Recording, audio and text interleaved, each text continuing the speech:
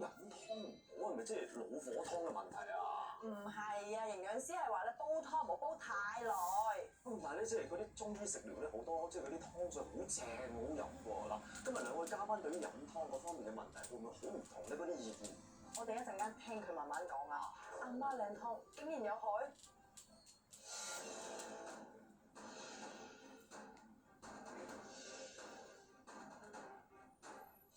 咁介紹翻今集嘅兩位嘉賓先啦，包括有註冊中醫師楊明霞博士同埋註冊運動營養學家邱善儀 Cindy 嘅。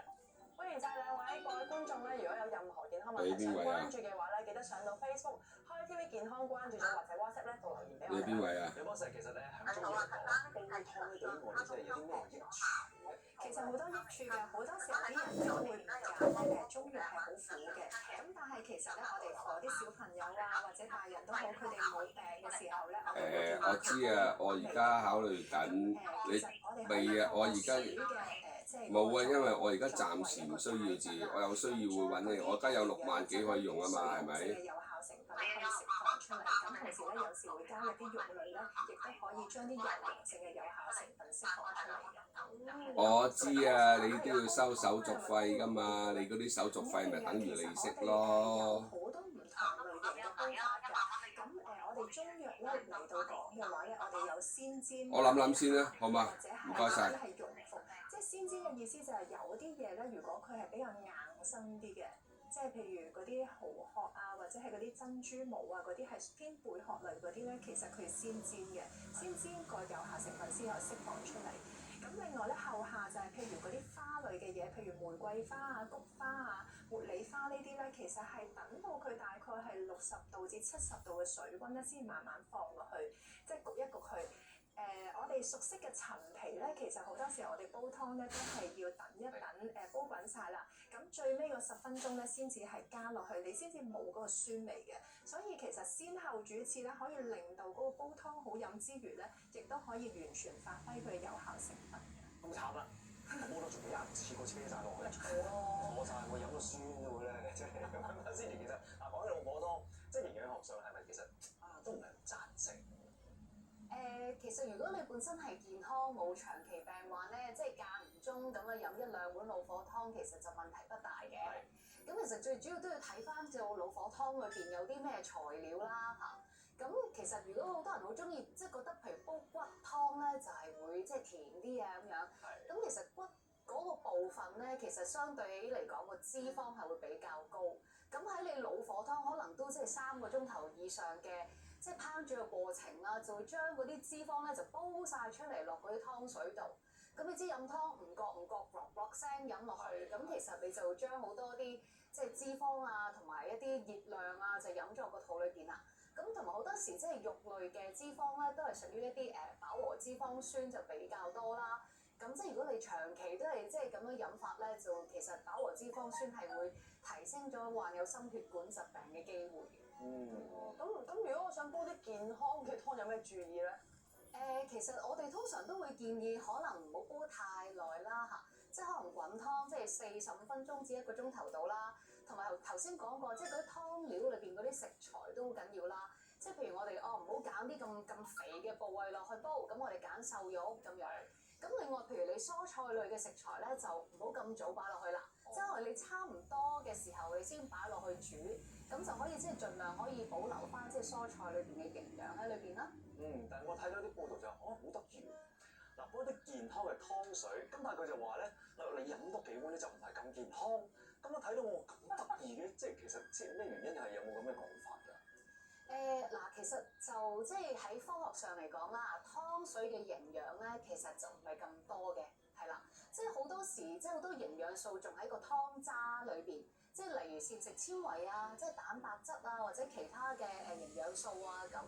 咁其實建議咧，即係如果飲湯可以嘅話咧，都可以連埋個湯渣一齊食，係啦，咁都係要即係健康啊，即係唔好落咁多嘅肥嘅部分落去煲啊。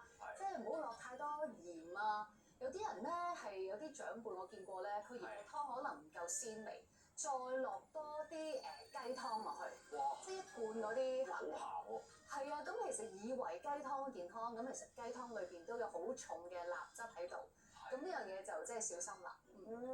梁博士，我想問咧，如果飲湯作為食療嚟講咧，其實要飲幾多先至有效咧？其實咧會建議咧嗰個人即係口乾嘅時候咧，咁可以飲1碗至1碗半啦。咁唔需要話好多嘅，因為好多嘢咧過猶不及啊。咁有時你適量咁樣飲咧，其實有一個作用喺度。即係譬如好似頭先阿善兒講話唔好揀嗰啲骨嘅部分，唔好揀嗰啲油嘅部分。咁我自己習慣咧煲湯嘅話咧，我就會用啲豬展肉。嗰啲筋啊，嗰啲肥肉就切走去，咁我就唔用飛水嘅方法，我就將佢切咗去兜一兜，炒一炒去，等佢咧唔需要煲咁耐，唔需要熬咁耐，咁同時咧亦都可以令到個湯更加香一啲，因為頭先有講啦，有啲即係譬如菜乾啊，或者係瓜類嘅食材嗰啲咧，其實你唔需要煲咁耐時間嘅，咁你大概45分鐘至1個鐘左右就搞掂啦。咁你肉類咧就驚佢唔快熟啊嘛，咁所以咧你炒一炒佢，加速咗佢煲湯嘅時間，咁同時咧亦都可以令到個湯咧更加濃味一啲，好香嘅。梁博士，咁喺中醫角度嚟講，其實食湯渣好唔好？其實食湯渣嘅話咧，我哋會建議咧就係即係食嗰啲瓜啊同埋肉為主嘅。咁食湯渣當然好啦，因為我頭先都有講啦，咁嗰啲有效成分咧，其實可能有啲係釋放喺水裡面，有啲仲喺個肉嗰度。咁通常我會介紹啲 patient 咧，就係因為佢個肉咧煲得即係譬如45分鐘1個鐘咧，表面嗰陣咧其實已經乾硬咗㗎啦。咁你最好咧就係食入邊心嗰個部分，咁其實會軟爛啲。咁同埋另外咧就係嗰啲瓜，咁當然你煲咗湯嗰啲瓜其實好香嘅，你可以自己食翻。係，咁譬如話飲呢啲即係湯水嘅時間靚湯咧，有冇話啲咩時辰嚇？即係飲咧就有效啲咁樣。其實我哋有講咧，即係24個鐘頭有12個時辰啦，唔同嘅時辰對應翻五臟六腑嘅。咁一般嚟講咧，7點至9點朝頭早咧係胃經運行，9點到11點係脾經運行。咁如果咧即係有啲比較有營養嘅湯水啊，或者有時啲人朝頭早即係想食療一下咧，其實最好嘅時間咧就係喺朝頭早9點前嗰啲時間。咁即係飲一啲譬如滾湯之類喎，或者用啲滾湯嚟到煮個米粉啊，咁又可以養脾胃之餘，因為米氣養脾胃嘛，既可以用米氣養脾胃，同時咧亦都可以令到湯水裡面嘅有效成分咧可以吸收到。講起煲湯咧，我哋呢集咧好多嘢講啦，睇呢樣咪知我哋休息一陣，轉頭翻嚟我哋繼續傾。媽咪70幾歲，上身重，下身輕。最近佢對腳有輕微 O 型，行路向兩邊側。點樣治療，避免惡化？根據觀眾嘅描述咧，就係應該媽媽係有少少肥胖，而咧隻腳有 O 型嘅情況。通常呢個情況就係因為膝關節退化嘅問題導致嘅，而膝關節其中一個成因咧就係肥胖。咁所以如果係有膝關節疼痛、有 O 型腳嘅情況，其實第一步需要做嘅咧就係減體重。研究顯示，如果我哋減到10磅嘅體重，原來嗰個疼痛嘅感覺咧係可以減到50%嘅。咁第二咧就係必須要做運動嘅，而我建議嘅運動咧就係啲叫做非負重但係經常喐動關節嘅運動，例如健身單車、游水、滑艇機。因為軟骨咧係中意一啲運動咧係非負重，去令到嗰個靈活度加強，同埋亦都可以令到咧周邊嘅肌肉可以鍛鍊得到。跟住如果個情況係唔能夠控制嘅話咧，我哋就可能需要考慮一啲嘅入侵性方法，例如打透明質酸，或者可能係要做啲微創手術，甚至乎如果係好嚴重 X 光顯示之下都係有明顯退化嘅話咧，就需要關節置換手術啦。阿仔讀初中，有少少哨牙，佢幾多歲可以箍牙？用傳統牙箍定係透明牙箍好？咁就阿仔應該係讀初中嘅時間咧，佢嘅牙齒應該係已經完全發育㗎啦。咁就佢呢個年齡咧，就應該係適合去到已經可以去諮詢翻佢嘅箍牙醫生啦，去做一個箍牙嘅動作。咁而一般嚟講，箍牙咧就分傳統牙箍啦，同埋透明牙箍啦。咁傳統牙箍咧係好似個人嘅帽咁啦，咁佢係有佢仔線啦，同埋啲最大根嘅。咁比較上咧，佢係適合嗰啲比較全面少少嘅狀況去做一啲嘅複雜嘅牙齒嘅移動啦，咁我哋先會好啦。咁而新式嘅牙箍咧，佢哋係透明嘅牙箍啦。咁一般嚟講咧，個活動性會比佢大上去。咁而佢哋係適合一啲啲咁所以咧，根據翻唔同嘅情形咧，醫生可能會選擇翻唔同嘅牙膏去作為嘅治療嘅用途。就我諗仔可以諮詢翻佢嘅牙醫去做一個檢查，去到評翻做邊一個嘅箍牙嘅方式會比較好啲啦。有鼻敏感可以流鼻水，自己買洗鼻水洗鼻有冇幫助？用洗鼻水要注意啲咩？好多時鼻敏感嘅治療咧，洗鼻咧係其中一種治療嚟嘅。咁另外兩種咧就係有類固醇嘅噴鼻藥啦，同埋有啲食嘅鼻敏感藥。咁而喺洗鼻嘅鹽水嚟講咧，通常有兩個作用嘅。第一個作用就可以將鼻哥黏膜入邊積咗嘅敏感源沖走，而第二個作用就係可以將鼻哥入邊嘅分泌物啊同埋鼻水可以清乾淨之後咧，令到用噴鼻嘅類固醇嘅藥咧，接觸到鼻哥嘅黏膜會更加好。其實用洗鼻水去洗鼻嘅時候，需要注意嘅兩樣嘢。第一樣嘢就喺前面前，首先要耷低個頭。咁沖完鹽水之後，另外一樣嘢要注意嘅就係需要閉氣，因為有機會鹽水係除咗喺個鼻孔出翻嚟之外咧，另外一個地方咧就係會經過鼻孔之後喺個口嗰度出翻嚟嘅。如果唔記得咗閉氣嘅話，有機會中風。飲湯飲得快唔係好細㗎，而係有害。一個人嘅進食習慣快與慢咧，究竟對身體有啲乜嘢影響？嗱，好多人一陣間就貪快，就用湯嚟撈飯食，咁究竟咁樣食法係啱唔啱咧？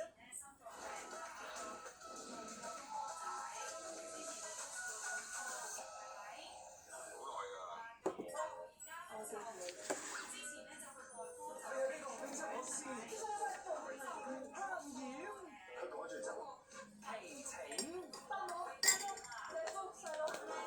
可唔可以收落我度住幾日？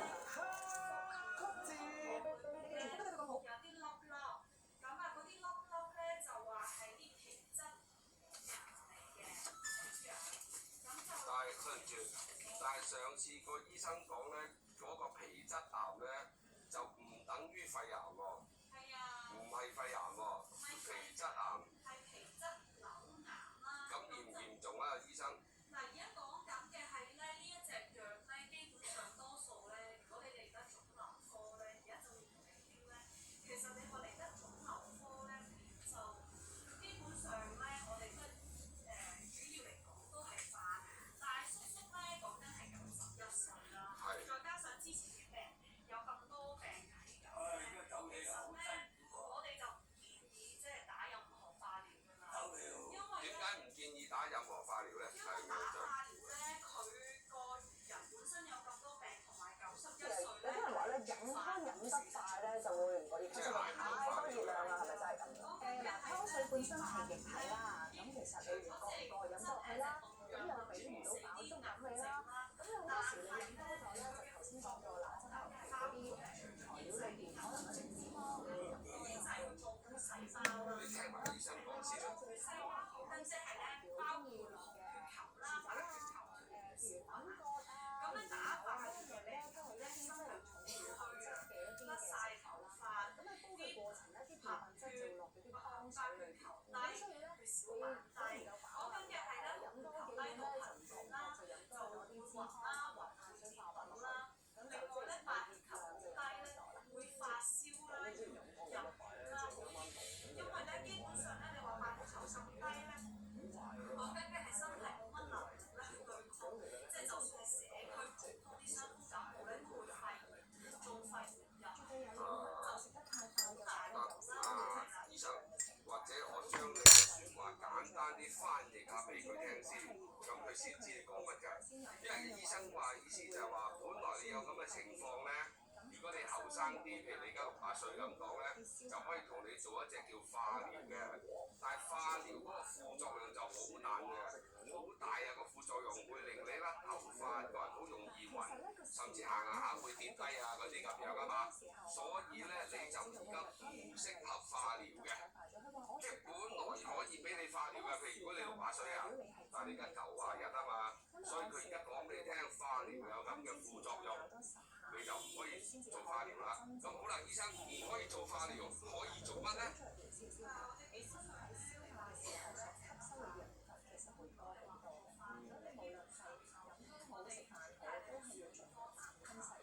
有轉介啊？先食蔬菜後食肉，跟住咧再落飯咧，最尾先用少少飯會好啲。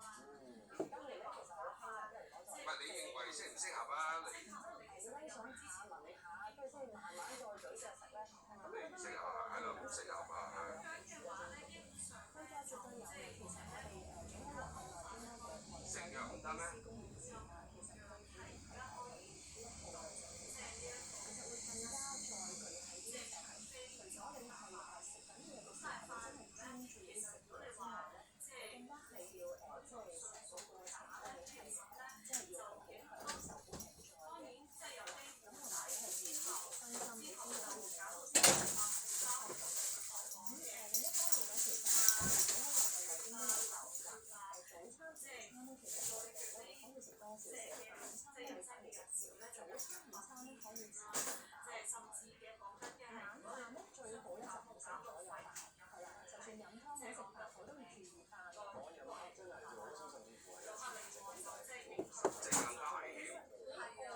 個感覺咧可以令到你身體嘅 D 咧嘅構成已經較比少好多，精神咗㗎啦。你如果想靚嘅話咧，咁就盡量咧有少少邊有感啊，當然你唔話好餓啦，好餓其實我哋都會傷身體嘅，少少。即係會更加辛苦啦！如果做化療，好啦，咁而家又要轉介點嗰啲咧？咩叫消耗？早餐咧，你要食得好嘅話咧，你係不斷咁樣消耗，你會做嘢啊，你會做運動啊嗰啲，咁你唔驚食得多，所以好明顯咯。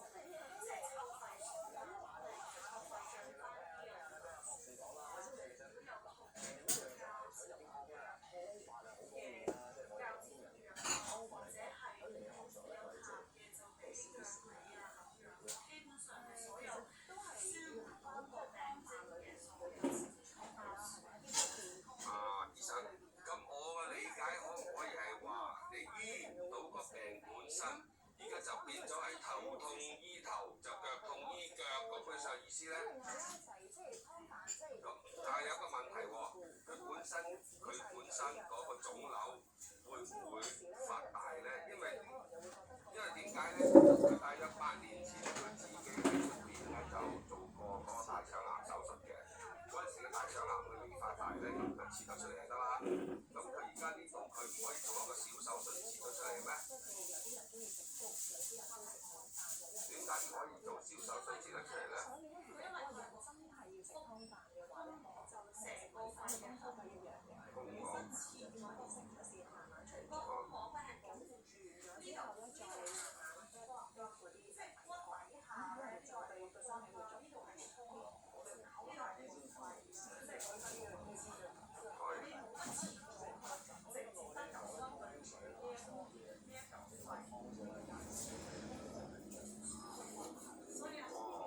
即係只能夠譬如話，好似你而家